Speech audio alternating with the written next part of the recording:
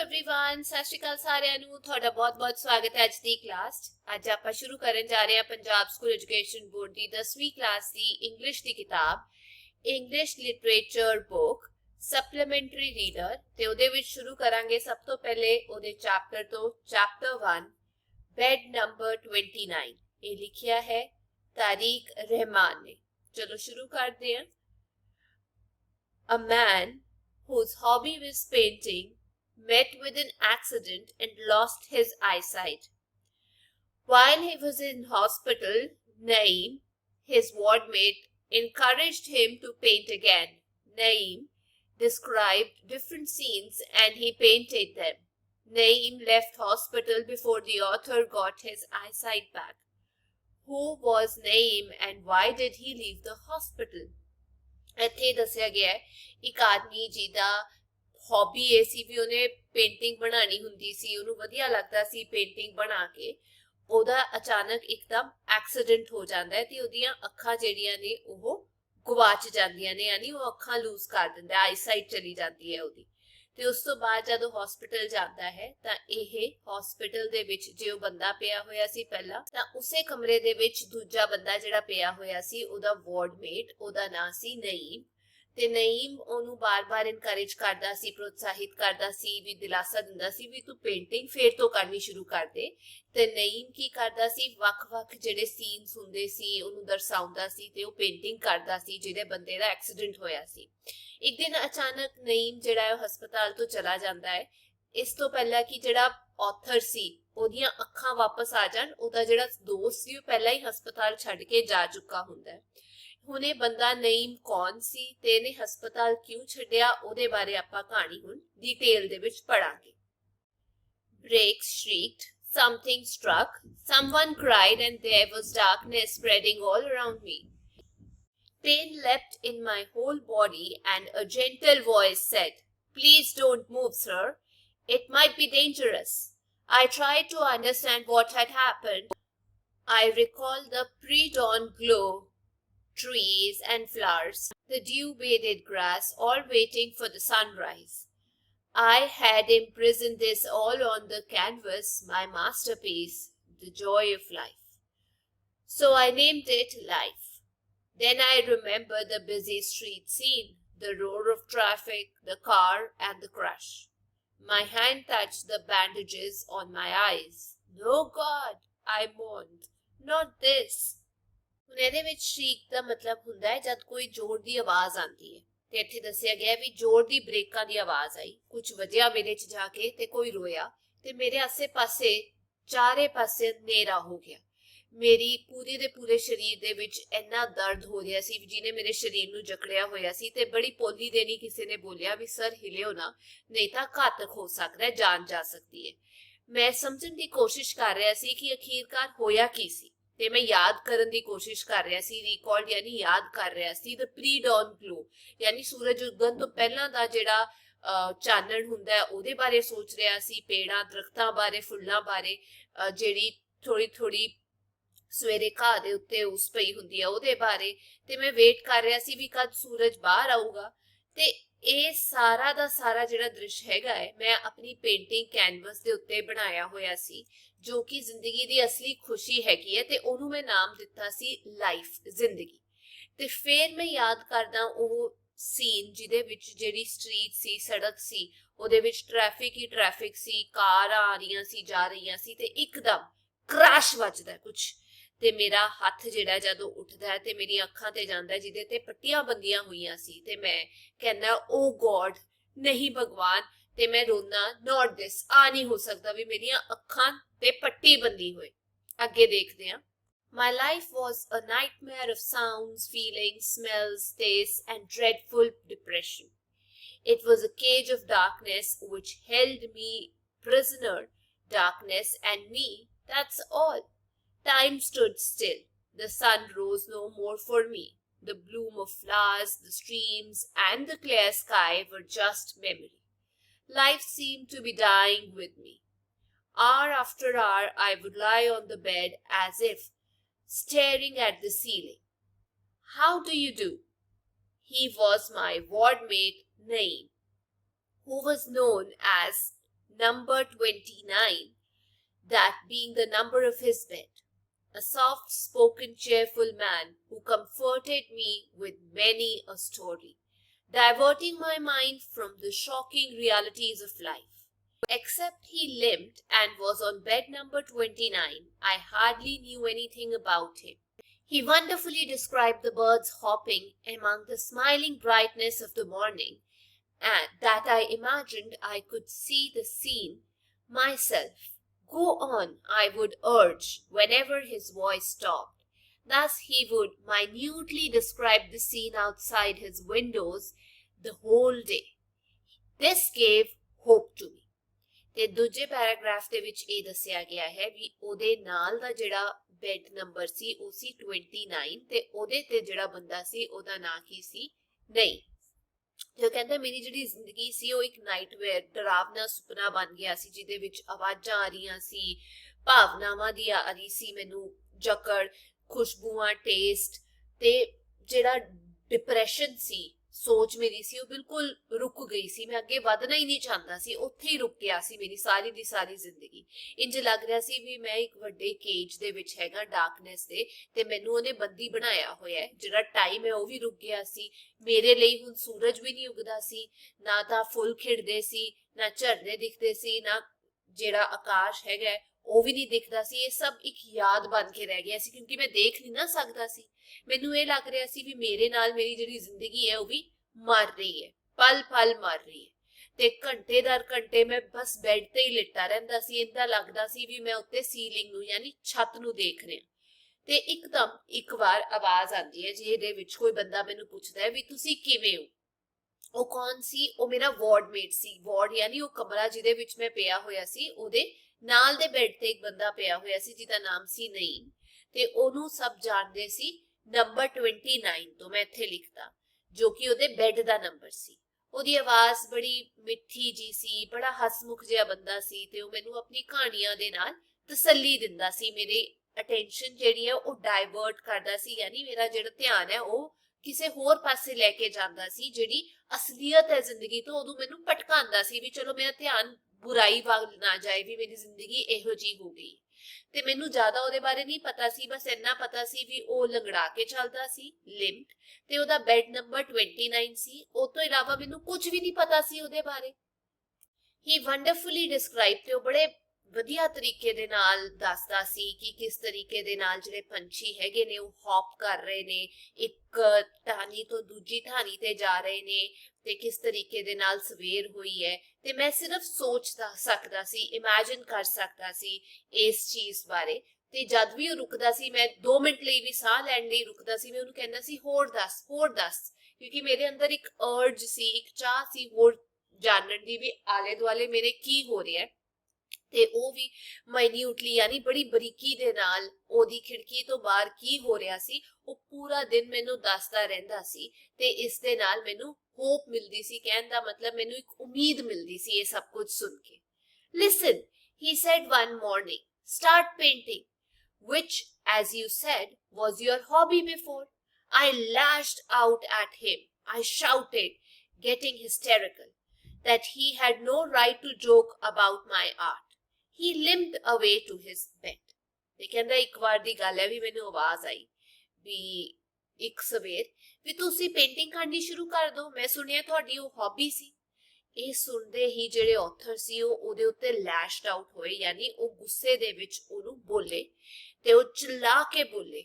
After getting ਹਿਸਟੈਰੀਕਲ, ਹਿਸਟੈਰੀਕਲ ਦਾ ਮਤਲਬ ਵੀ ਜਦ ਤੁਹਾਡਾ ਗੁੱਸਾ ਤੁਹਾਡੇ ਆਪੇ ਤੋਂ ਬਾਹਰ ਹੋ ਜਾਂਦਾ ਹੈ। ਇੰਨਾ ਗੁੱਸਾ ਆਇਆ ਉਹਨੂੰ, ਇੰਨਾ ਚਿल्ला ਕੇ ਉਹ ਬੋਲਿਆ ਵੀ ਤੇਰੇ ਕੋਲ ਕੋਈ ਹੱਕ ਨਹੀਂ ਹੈ ਵੀ ਤੂੰ ਮੇਰੇ ਆਰਟ, ਮੇਰੀ ਕਲਾ ਦਾ ਮਜ਼ਾਕ ਉਡਾਏ, ਵੀ ਅੰਧਾ ਬੰਦਾ ਕਿਵੇਂ ਪੇਂਟਿੰਗ ਕਰ ਸਕਦਾ ਹੈ।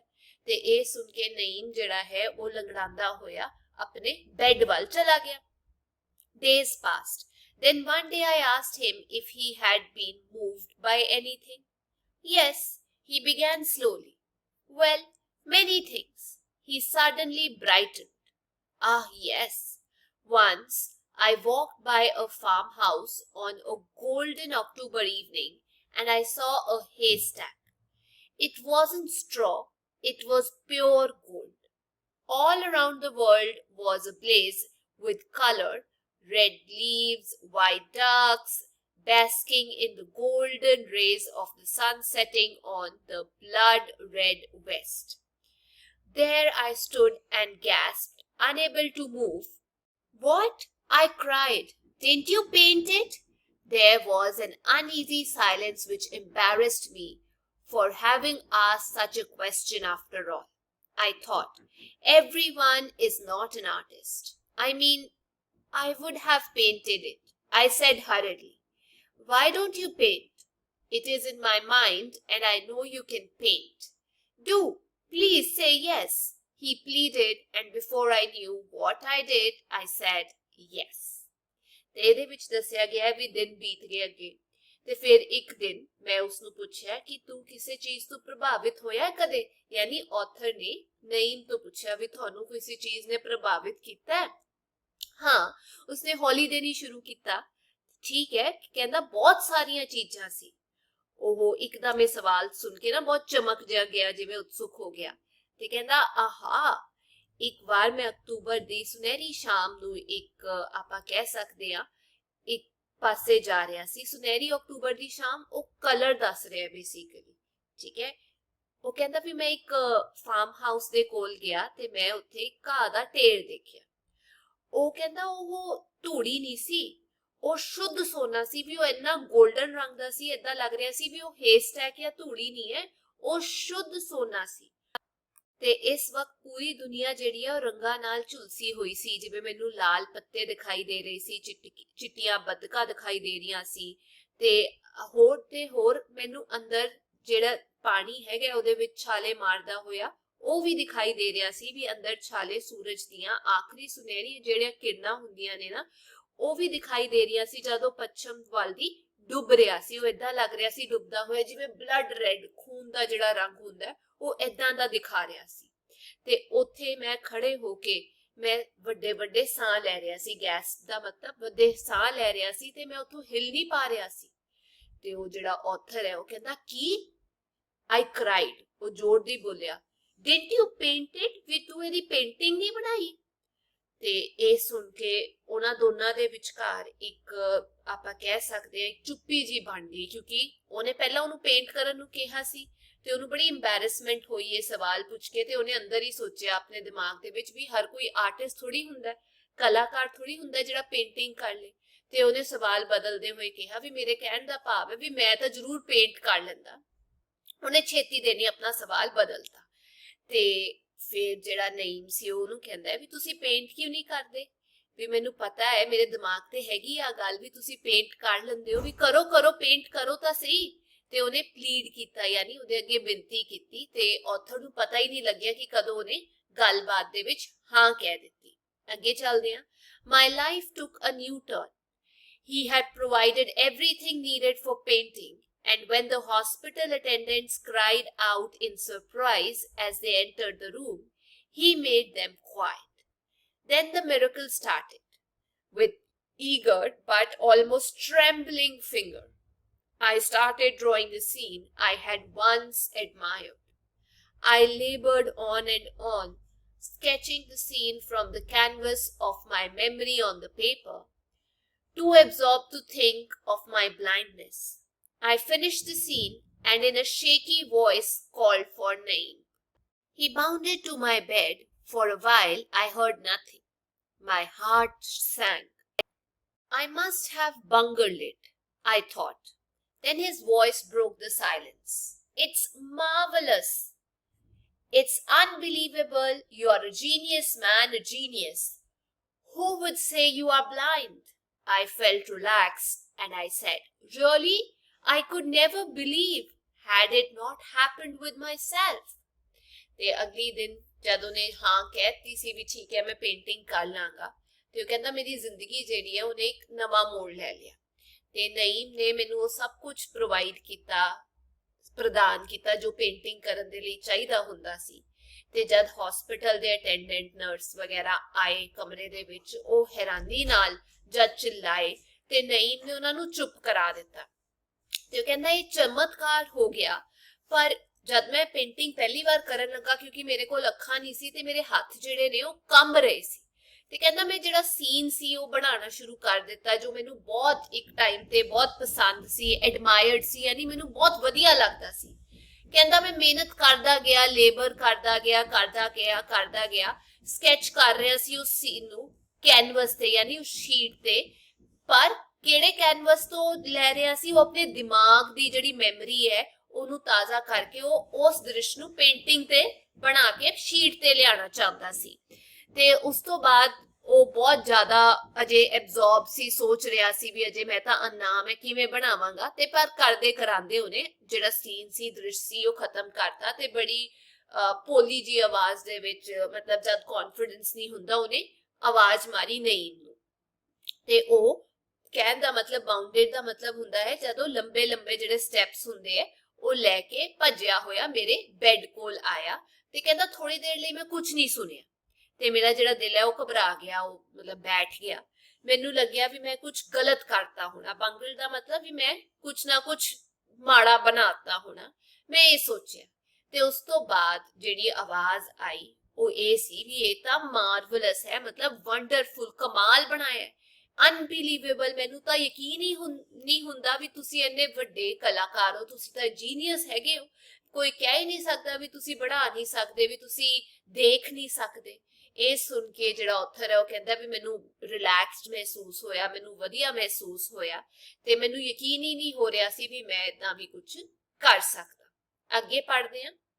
Every morning after breakfast, Naeem would come to my bed. In a dreamy voice, he would describe a scene which I would work from dawn to dusk, as if the day would never end. One canvas finished and other started. It was wonderful. Naeem would make me draw all the magic dreamland scenery.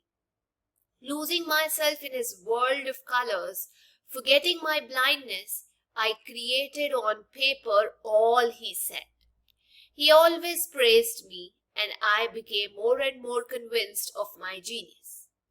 He would himself mix the colors and suggest a faint shade here, a dark line here. ਤੇ ਇੱਥੇ ਉਹ ਦੱਸਦਾ ਹੈ ਵੀ ਹੁਣ ਹਰ ਸਵੇਰ breakfast ਕਰਨ ਤੋਂ ਬਾਅਦ ਨਈਮ ਉਹਦੇ ਬਿਸਤਰੇ ਕੋਲ ਆਂਦਾ ਸੀ ਤੇ ਉਹਨੂੰ ਬਾਹਰ ਦਾ ਜਿਹੜਾ ਵੀ ਦ੍ਰਿਸ਼ ਸੀ, ਜਿਹੜਾ ਵੀ ਸੀਨ ਸੀ, ਉਹ ਬੜੀ ਡ੍ਰੀਮੀ ਵੌਇਸ ਦੇ ਵਿੱਚ, ਜਿਵੇਂ ਤੁਸੀਂ ਸੁਪਨਾ ਲੈ ਰਹੇ ਹੁੰਦੇ ਹੋ ਨਾ, ਇੱਕ ਇੱਕ ਡਿਟੇਲ ਤੁਹਾਨੂੰ ਸਮਝ ਆਉਂਦੀ ਹੈ।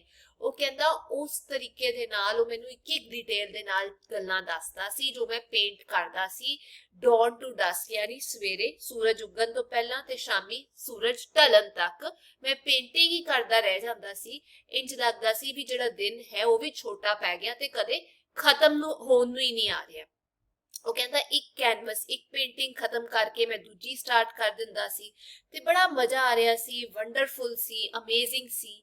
ਨਈਮ ਮੈਨੂੰ ਸਾਰੀ ਜਿਹੜੀ ਡ੍ਰੀਮਲੈਂਡ ਦੀ ਜਿਹੜੀ ਸੀਨਰੀ ਹੈ, ਮੈਜੀਕਲ ਸੀਨਰੀ, ਉਹ ਮੈਨੂੰ ਬਣਾਉਣ ਦੇ ਲਈ ਉਤਸ਼ਾਹਿਤ ਕਰਦਾ ਸੀ ਤੇ ਮੈਂ ਉਹਦੀਆਂ ਗੱਲਾਂ ਦੇ ਵਿੱਚ ਖੋ ਜਾਂਦਾ ਸੀ, ਰੰਗਾਂ ਦੇ ਵਿੱਚ ਖੋ ਜਾਂਦਾ ਸੀ, ਆਪਣੇ ਅੰਨੇਪਨ ਨੂੰ ਭੁੱਲ ਜਾਂਦਾ ਸੀ ਤੇ ਉਹ ਸਭ ਕੁਝ ਬਣਾ ਦਿੰਦਾ ਸੀ ਜੋ ਉਹ ਬੋਲ ਰਿਹਾ ਹੁੰਦਾ ਸੀ।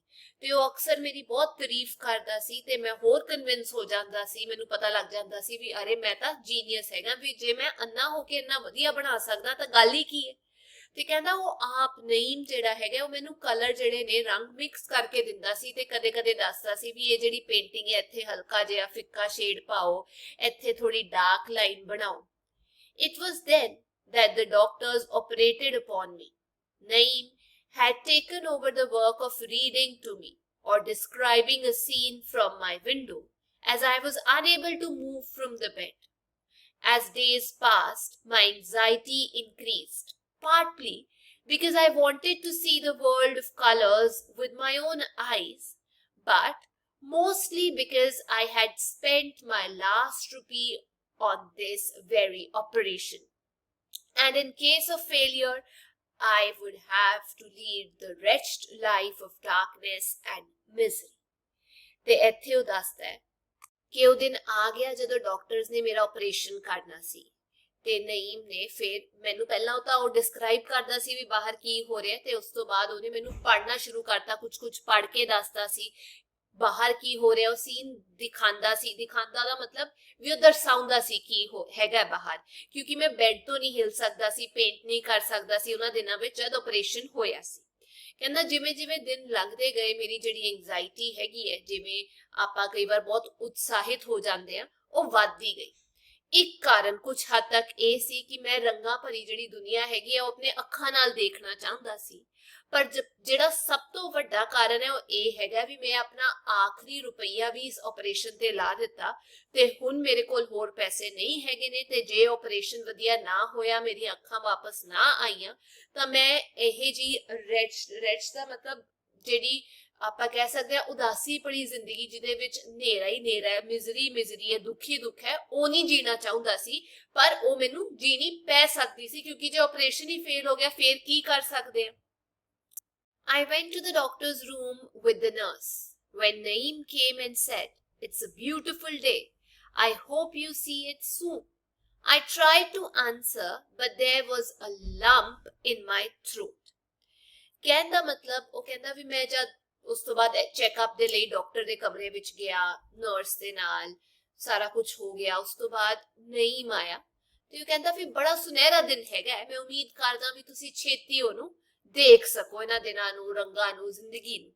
ਕਹਿੰਦਾ ਮੈਂ ਆਨਸਰ ਕਰਨ ਦੀ, ਜਵਾਬ ਦੇਣ ਦੀ ਨਈਮ ਨੂੰ ਕੋਸ਼ਿਸ਼ ਕੀਤੀ, ਪਰ ਮੇਰੇ ਥਰੋਟ ਯਾਨੀ ਮੇਰੇ ਗਲੇ ਦੇ ਵਿੱਚ ਲੰਪ ਸੀ। ਕਹਿਣ ਦਾ ਮਤਲਬ ਬਹੁਤ ਪ੍ਰੈਸ਼ਰ ਫੀਲ ਹੋ ਰਿਹਾ ਸੀ, ਜਿਵੇਂ ਤੁਸੀਂ ਬੋਲ ਨਾ ਸਕੋ।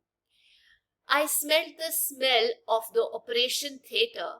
I felt gloved hand touching me gently. My bandage was being unwound. The clock ticked and a voice said, "Open your eyes." And I opened my eyes. There was the same unending darkness. ਤੇ ਹੁਣ ਜਦੋਂ operation theatre ਵਿੱਚ ਗਿਆ, ਕਿਉਂਕਿ ਅੱਜ ਉਹਦੀਆਂ ਪੱਟੀਆਂ ਖੁੱਲੀਆਂ ਸੀ, ਉਹ ਕਹਿੰਦਾ ਮੈਨੂੰ ਸਮੈਲ ਆ ਰਹੀ ਸੀ ਆਪਰੇਸ਼ਨ ਥੀਏਟਰ ਦੀ, ਜਿਵੇਂ ਦਵਾਈਆਂ ਦੀ ਸਮੈਲ ਆਉਂਦੀ ਹੈ, ਤੇ ਇਦਾਂ ਲੱਗ ਰਿਹਾ ਸੀ ਜਿਵੇਂ ਕਿਸੇ ਨੇ ਗਲਵਜ਼ ਪਾ ਕੇ ਮੈਨੂੰ ਬੜੀ ਪੋਲੀ ਦੇਣੀ, ਜੈਂਟਲੀ ਟੱਚ ਕੀਤਾ। ਜਿਹੜੀਆਂ ਬੈਂਡੇਜ ਸੀ, ਮੇਰੀ ਅੱਖਾਂ ਤੇ ਪੱਟੀਆਂ ਬੰਦੀਆਂ ਹੋਈਆਂ ਸੀ, ਉਹ ਕੋਈ ਅਨਵਾਊਂਡ ਕਰ ਰਿਹਾ ਸੀ, ਯਾਨੀ ਕੋਈ ਹਟਾ ਰਿਹਾ ਸੀ। ਜਿਹੜੀ ਘੜੀ ਹੈ ਉਹਦੀ ਟਿਕ ਟਿਕ ਦੀ ਆਵਾਜ਼ ਆ ਰਹੀ ਸੀ, ਤੇ ਇੱਕ ਹੌਲੀ ਦੇਣੀ ਉਸ ਤੋਂ ਬਾਅਦ ਆਵਾਜ਼ ਆਈ ਵੀ ਆਪਣੀਆਂ ਅੱਖਾਂ ਖੋਲੋ। ਤੇ ਜਿਹੜੇ ਆਥਰ ਨੇ, ਰਾਈਟਰ ਨੇ, ਉਹ ਕਹਿੰਦੇ ਜਦ ਮੈਂ ਆਪਣੀਆਂ ਅੱਖਾਂ ਖੋਲੀਆਂ ਉਸ ਤੋਂ ਬਾਅਦ ਵੀ ਉਹੀ ਹਨੇਰਾ ਸੀ ਜਿਹੜਾ ਖਤਮ ਹੋਣ ਨੂੰ ਹੀ ਨਹੀਂ ਆ ਰਿਹਾ ਸੀ। I was back in my room, helped by the nurse. So there was my life, full of darkness. I buried my head in the pillow. Naeem was on my side, consoling me. "I will be going soon, Naeem," I said sadly one day. "I have no money now. This operation cost me all I had." He was shocked. "Oh no, I have some money. You can have it," he said softly. I replied firmly, "Thanks, Naeem. I have never begged, nor will I. Thanks all the same." He tried to persuade me, but I didn't listen. ਤੇ ਉਹ ਕਹਿੰਦਾ ਜਦ ਅੱਖਾਂ ਸਾਹਮਣੇ ਹਨੇਰਾ ਹੀ ਆ ਗਿਆ, ਪਤਾ ਲੱਗ ਗਿਆ ਵੀ ਅੱਖਾਂ ਠੀਕ ਨਹੀਂ ਹੋਈਆਂ, ਉਸ ਤੋਂ ਬਾਅਦ ਨਰਸ ਮੈਨੂੰ ਮਦਦ ਕਰਕੇ ਮੇਰੇ ਕਮਰੇ ਤੱਕ ਲੈ ਕੇ ਗਈ, ਜਿਹੜਾ ਮੇਰਾ ਵਾਰਡ ਸੀ। ਉੱਥੇ ਵੀ ਮੇਰੀ ਜਿਹੜੀ ਜ਼ਿੰਦਗੀ ਸੀ ਮੈਨੂੰ ਪਤਾ ਲੱਗ ਗਿਆ ਸੀ ਵੀ ਹਨੇਰੇ ਵਿੱਚ ਹੀ ਲੰਘਣੀ ਹੈ, ਤੇ ਮੈਂ ਜਾ ਕੇ ਆਪਣਾ ਜਿਹੜਾ ਸਿਰ ਹੈਗਾ ਉਹ ਆਪਣੇ ਪਿੱਲੋ ਦੇ ਵਿੱਚ, ਸਰਾਣੇ ਦੇ ਵਿੱਚ ਦੇ ਮਾਰਿਆ, ਛੁਪਾ ਲਿਆ ਆਪਣੇ ਮੂੰਹ ਨੂੰ। ਤੇ ਮੈਨੂੰ ਪਤਾ ਸੀ ਵੀ ਮੇਰਾ ਜਿਹੜਾ ਦੋਸਤ ਹੈ ਨਈਮ, ਉਹ ਮੇਰੇ ਬੈੱਡ ਦੇ ਸਾਈਡ ਤੇ ਖੜਾ ਹੋਇਆ ਤੇ ਮੈਨੂੰ ਕੰਸੋਲ ਕਰ ਰਿਹਾ, ਦਿਲਾਸਾ ਦੇ ਰਿਹਾ ਵੀ ਸਾਰਾ ਕੁਝ ਠੀਕ ਹੋ ਜਾਊਗਾ।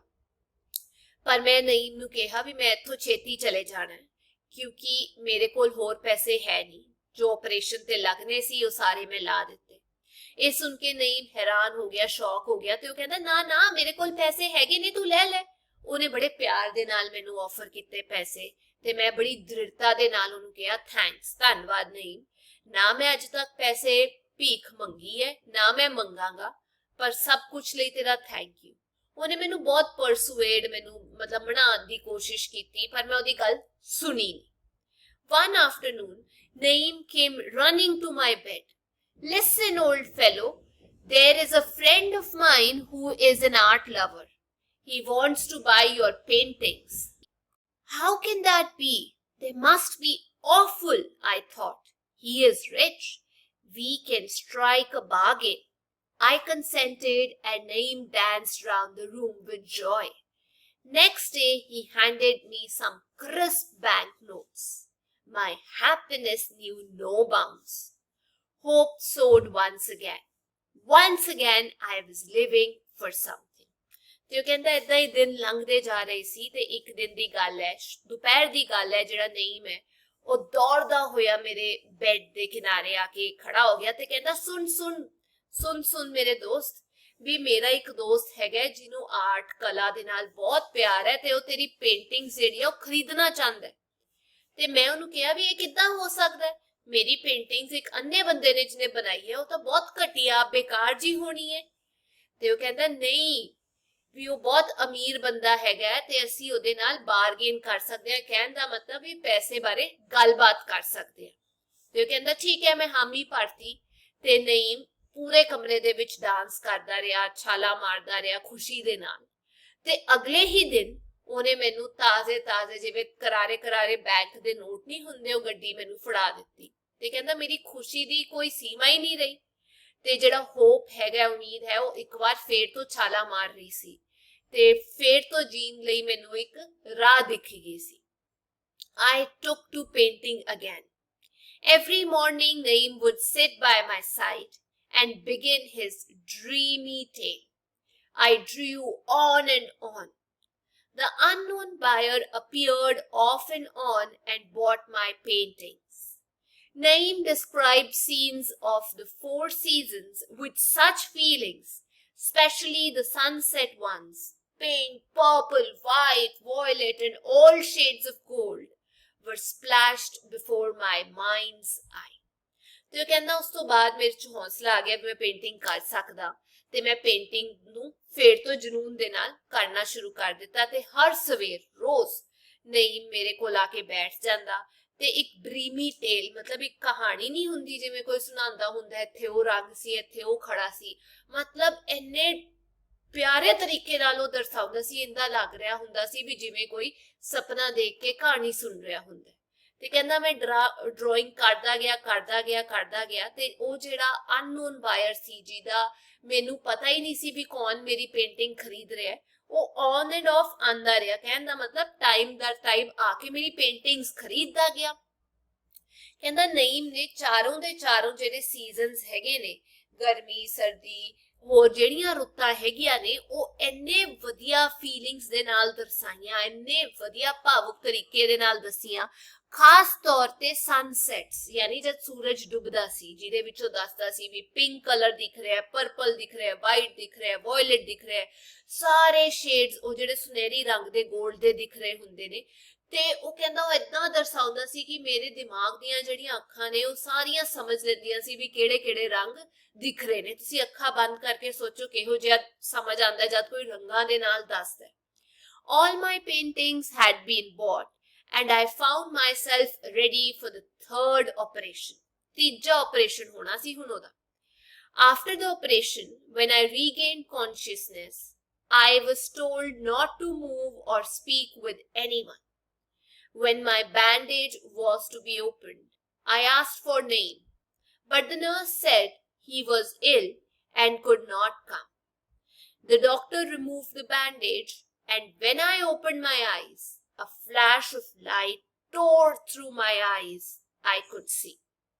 ਤੇ ਉਹ ਕਹਿੰਦਾ ਵੀ ਜਦ ਸਾਰੀਆਂ ਪੇਂਟਿੰਗਸ ਜਿੰਨੀਆਂ ਮੈਂ ਬਣਾਈਆਂ ਸੀ ਉਹ ਮੈਂ ਵੇਚਤੀਆਂ, ਉਸ ਤੋਂ ਬਾਅਦ ਮੈਂ ਤੀਜੇ ਆਪਰੇਸ਼ਨ ਦੇ ਲਈ ਪੈਸੇ ਇਕੱਠੇ ਕਰ ਲਏ ਸੀ ਤੇ ਜਦ ਮੇਰਾ ਆਪਰੇਸ਼ਨ ਹੋਇਆ ਤੇ ਮੈਨੂੰ ਕੌਨਸ਼ੀਅਸਨੈਸ ਆਈ, ਮੈਨੂੰ ਹੋਸ਼ ਆਇਆ ਤੇ ਮੈਨੂੰ ਦੱਸਿਆ ਗਿਆ ਵੀ ਤੁਸੀਂ ਹਿੱਲਣਾ ਵੀ ਨਹੀਂ ਹੈ, ਬੋਲਣਾ ਵੀ ਨਹੀਂ ਹੈ ਕਿਸੇ ਨਾਲ। ਤੇ ਜਦ ਮੇਰੀਆਂ ਪੱਟੀਆਂ ਖੋਲੀਆਂ ਗਈਆਂ ਜਾਂ ਖੋਲੀਆਂ ਜਾ ਰਹੀਆਂ ਸੀ, ਮੈਂ ਪੁੱਛਿਆ ਵੀ ਨਈਮ ਕਿੱਥੇ, ਪਰ ਜਿਹੜੀ ਨਰਸ ਸੀ ਉਹਨੇ ਮੈਨੂੰ ਦੱਸਿਆ ਵੀ ਉਹ ਬਿਮਾਰ ਹੈ ਤੇ ਉਹ ਆ ਨਹੀਂ ਸਕਦਾ, ਇੱਥੇ ਨਹੀਂ ਆ ਸਕਦਾ। ਤੇ ਡਾਕਟਰ ਸਾਹਿਬ ਨੇ ਮੇਰੀਆਂ ਪੱਟੀਆਂ ਜਿਹੜੀਆਂ ਹੈਗੀਆਂ ਨੇ ਉਹ ਜਦ ਹਟਾ ਦਿੱਤੀਆਂ ਤੇ ਮੈਂ ਆਪਣੀਆਂ ਅੱਖਾਂ ਖੋਲੀਆਂ ਤੇ ਲਾਈਟ ਚੀਰਦੀ ਹੋਈ ਮੇਰੀ ਅੱਖਾਂ ਵਿੱਚੋਂ ਗਈ ਤੇ ਮੈਨੂੰ ਦਿਸਣ ਲੱਗ ਪਿਆ, ਦਿਖਾਈ ਦੇਣ ਲੱਗ ਪਿਆ। They wheeled me back to my room. I cried, Naeem, Naeem, sister, where is Naeem? The nurse's face turned pale as she handed me Naeem's letter. The goddess of art smiled on me, and then as quickly as she had come, she vanished. Mad with grief, I rushed to the cupboard and there lay all my paintings. Mere masses of haphazard lines without any color. The nurse spoke. He was a very great man. With all his money, he bought these paintings and moved out of the hospital when he couldn't afford it. He couldn't have his third operation. ਤੇ ਉਸ ਤੋਂ ਬਾਅਦ wheel ਦਾ ਮਤਲਬ ਉਹ ਕੁਰਸੀ ਤੇ ਬਿਠਾ ਕੇ ਮੈਨੂੰ ਮੇਰੇ ਕਮਰੇ ਤੱਕ ਲੈ ਕੇ ਗਏ ਤੇ ਮੈਂ ਚਿल्लाया ਰੋਇਆ ਨਈਮ ਨਈਮ ਕਿੱਥੇ ਹੈ ਨਈਮ ਮੈਂ ਸਿਸਟਰ ਨੂੰ ਨਰਸ ਨੂੰ ਪੁੱਛਿਆ ਵੀ ਨਈਮ ਕਿੱਥੇ ਤੇ ਨਰਸ ਦਾ ਜਿਹੜਾ ਚਿਹਰਾ ਉਹਦੇ ਤੋਂ ਰੰਗ ਉਤਰ ਗਿਆ ਤੇ ਉਹਨੇ ਮੈਨੂੰ ਨਈਮ ਦੀ ਚਿੱਠੀ ਦਿੱਤੀ ਤੇ ਉਹਨੇ ਕਿਹਾ ਵੀ ਕਲਾ ਦੀ ਜਿਹੜੀ ਦੇਵੀ ਹੈ ਉਹਨੇ ਮੇਰੇ ਉੱਤੇ ਖੁਸ਼ ਹੋ ਕੇ ਆਪਣਾ ਪਿਆਰ ਦਰਸਾਇਆ ਸੀ ਆਈ ਸੀ ਤੇ ਉਹ ਛੇਤੀ ਦੇਣੀ ਚਲੀ ਵੀ ਗਈ ਵੈਨਿਸ਼ ਹੋ ਗਈ ਤੇ ਕਹਿੰਦਾ ਗੁੱਸੇ ਦੇ ਵਿੱਚ ਮੈਂ ਪਾਗਲ ਹੋ ਗਿਆ ਤੇ ਮੈਂ ਆਪਣੇ ਕਬੋਰਡ ਅਲਮਾਰੀ ਕੋਲ ਗਿਆ ਉੱਥੇ ਤੇ ਉੱਥੇ ਮੇਰੀ ਸਾਰੀ ਪੇਂਟਿੰਗਸ ਪਈਆਂ ਸੀ ਮਤਲਬ ਐਦਾਂ ਲੱਗ ਰਿਹਾ ਸੀ ਵੀ ਜਿਵੇਂ ਕਿਸੇ ਨੇ ਹਾਫ ਐਸਡ ਕਹਿਣ ਦਾ ਮਤਲਬ ਵੀ ਆਰਡਰ ਦੇ ਵਿੱਚ ਨਹੀਂ ਐਦਾਂ ਕਰਕੇ ਕਿਸੇ ਨੇ ਲਾਈਨਾਂ ਮਾਰੀਆਂ ਹੋਣ ਰੰਗ ਤਾਂ ਉਹਦੇ ਵਿੱਚ ਸੀਗੇ ਹੀ ਨਹੀਂ ਤੇ ਮੈਨੂੰ ਕੁਝ ਸਮਝ ਨਹੀਂ ਆਇਆ ਤੇ ਜਿਹੜੀ ਨਰਸ ਹੈ ਉਹ ਕਹਿੰਦੀ ਵੀ ਨਹੀਂ ਇੱਕ ਬਹੁਤ ਵਧੀਆ ਬੰਦਾ ਸੀ ਉਹਨੇ ਆਪਣੇ ਸਾਰੇ ਪੈਸੇ ਦੇ ਨਾਲ ਤੇਰੀ ਪੇਂਟਿੰਗਸ ਖਰੀਦ ਲਈਆਂ ਸੀ ਤੇ ਉਹ ਹੁਣ ਹਸਪਤਾਲ ਛੱਡ ਕੇ ਜਾ ਚੁੱਕਾ ਹੈ ਕਿਉਂਕਿ ਉਹਦੇ ਕੋਲ ਪੈਸੇ ਨਹੀਂ ਸੀ ਆਪਣਾ ਤੀਜਾ ਆਪਰੇਸ਼ਨ ਕਰਾਉਣ ਦੇ ਵਾਟ I cried. Operation? Which operation? The author कहता है मैं जोर दी चिल्लाया भी केड़ा operation Hoda? Why? His eyes, of course. He was blind, she said. I was unable to move for something. Tears blinded my eyes. ते कहती तेनू नहीं पता अखां दा operation ओ अन्ना सी. ते author जेड़ा है सुन के कुछ देर तक हिल ही नहीं पाए. ओदियां अखां विचों हंजू डिगण लग Under his pillow were 4 paintings he had painted of the 4 seasons before he was blind. He described those paintings to me and tried to paint them on my canvas. Tears blinded my eyes as I held his paintings in my hand. ਤੇ ਉਹ ਕਹਿੰਦਾ ਉਸ ਤੋਂ ਬਾਅਦ ਜਦ ਮੈਨੂੰ ਇਹ ਪਤਾ ਚੱਲਿਆ ਤੇ ਮੈਂ ਦੇਖਿਆ ਵੀ ਉਹਦੇ ਸਰਾਣੇ ਹੇਠ 4 ਪੇਂਟਿੰਗਸ ਪਈਆਂ ਨੇ 4 ਰੁੱਤਾਂ ਦੀਆਂ ਜੋ ਉਹਨੇ ਪੇਂਟ ਕੀਤੀਆਂ ਸੀ ਜਦੋਂ ਅੰਨਾ ਨਹੀਂ ਹੋਇਆ ਸੀ ਜਦੋਂ ਬਲਾਈਂਡ ਨਹੀਂ ਹੋਇਆ ਸੀ ਤੇ ਉਹ ਉਹਨਾਂ ਪੇਂਟਿੰਗਸ ਨੂੰ ਹੀ ਦਰਸਾ ਰਿਹਾ ਸੀ ਤੇ ਮੈਂ ਉਹਨਾਂ ਪੇਂਟਿੰਗਸ ਨੂੰ ਹੀ ਕੈਨਵਸ ਤੇ ਪੇਂਟ ਕਰ ਰਿਹਾ ਸੀ ਤੇ ਮੇਰੀਆਂ ਅੱਖਾਂ ਵਿੱਚੋਂ ਹੰਝੂ ਡਿੱਗ ਰਹੇ ਸੀ ਜਦ ਮੈਂ ਉਹਦੀਆਂ ਪੇਂਟਿੰਗਸ ਨੂੰ ਆਪਣੇ ਹੱਥਾਂ ਦੇ ਵਿੱਚ ਫੜਿਆ ਹੋਇਆ ਸੀ ਤੇ ਇਹ ਸੀਗਾ ਇਮੋਸ਼ਨਲ ਜਿਹਾ ਚੈਪਟਰ ਹੁਣ ਆਪਾਂ ਅਗਲੀ ਕਲਾਸ ਦੇ ਵਿੱਚ ਮਿਲਾਂਗੇ ਪਰ ਜੇ ਤੁਹਾਨੂੰ ਵੀਡੀਓ ਵਧੀਆ ਲੱਗੀ ਤੇ ਵਰਡ ਮੀਨਿੰਗ ਸਮਝ ਆ ਗਏ ਤਾਂ ਪਲੀਜ਼ ਵੀਡੀਓ ਨੂੰ ਲਾਈਕ ਸ਼ੇਅਰ ਕਮੈਂਟ ਜ਼ਰੂਰ ਕਰਿਓ ਇਹਦੇ ਵਿੱਚ ਆਪਾਂ ਇੱਕ ਵਰਡ ਮੀਨਿੰਗ ਜਿਹੜਾ ਨਹੀਂ ਕੀਤਾ ਉਹ ਹੈਗਾ ਐਬਲੇਜ਼ ਦਾ ਮਤਲਬ ਰੰਗਾਂ ਨਾਲ ਭਰਿਆ ਹੋਇਆ ਫਿਰ ਮਿਲਾਂਗੇ till then take care bye bye